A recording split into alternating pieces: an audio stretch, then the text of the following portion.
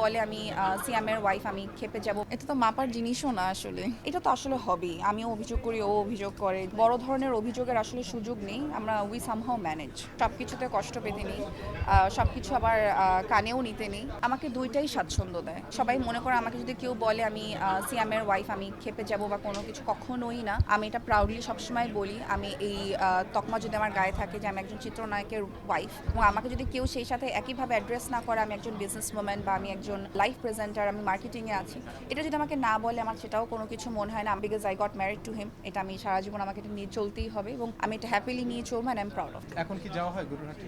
Last year যাওয়া হয়নি। এইবার যাবেন? মনে হয় না, কোনো কারণ নেই, মনে হয় না যাওয়া হবে এবার। না না, এইসব কোনো কারণই না, এমনি হয়তো বা যাওয়া হয় না, টাইমে মিলে না, এসব অন্য কোনো কারণ না, টাইমের স্বল্পতার কারণেই মোস্টলি।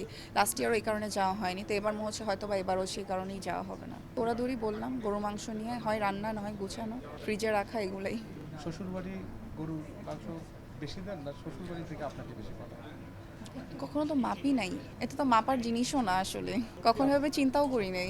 আমার ফ্যামিলির সব মেম্বারদেরকে, আমার মামা মামি, আমার কাজিনরা, সবাইকে রাত 12টার সময় নিয়ে আসছে বাসায়।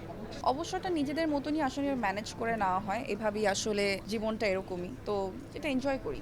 এটা তো আসলে হবেই, আমিও অভিযোগ করি, ও অভিযোগ করে যে টাইম হচ্ছে না বা কোনো কিছু না, বাট আসলে আমরা ম্যানেজ করে ফেলি। এরকম কখনো বড় ধরনের অভিযোগের আসলে সুযোগ নেই, আমরা উই সামহাও ম্যানেজ।